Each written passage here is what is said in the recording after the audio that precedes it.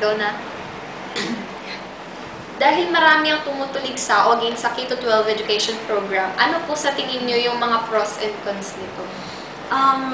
Una, dun muna tayo sa pros o yung advantages ng K-12 education program. Maganda naman yung objective ng Department of Education kasi tayo na lang kasi yung bansa na hindi ganito yung system of education. Lahat ng mga bansa kumbaga K-12 na yung kanilang education system.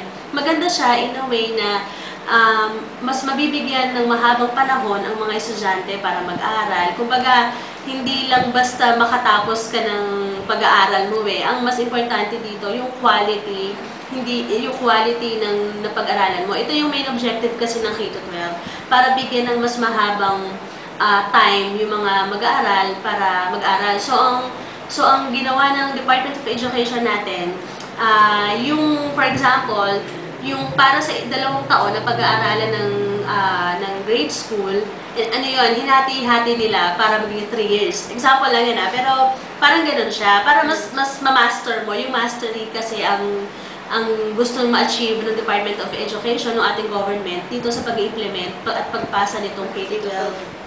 Oo. And of course, isa rin sa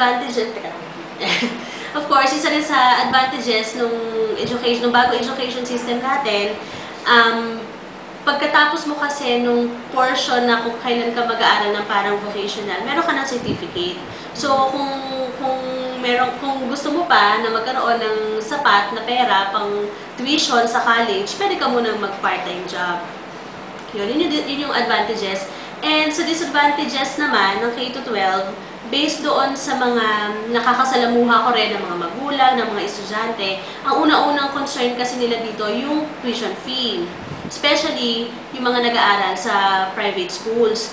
Alam naman natin na kahit sa public school ka nag-aaral, hindi rin naman ganun kadaling makasurvive kasi hindi naman natatapos ang gastusin ng estudyante sa tuition fee lang. Nandyan yung mga project, ang baon, yung pamasahe. So malaking malaking burden talaga yon para sa mga magulang.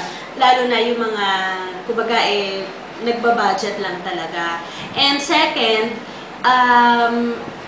kumbaga para sa iba kasi, tumatagal yung pag-aaral, kumbaga yung mga magulang kasi natin, di ba, gusto natin, pagka-graduate, kailangan mag-aaral na. Ganun yung gusto ng karamihan ng mga magulang, kahit naman yung mga estudyante Kaya nila gusto makagraduate na kasi gusto na nilang magtrabaho, makatulong sa family nila. Yun, kumbaga, napoprolong lang yung pag-aaral nila. Thank you po. Ayun lang ba? May sense ba?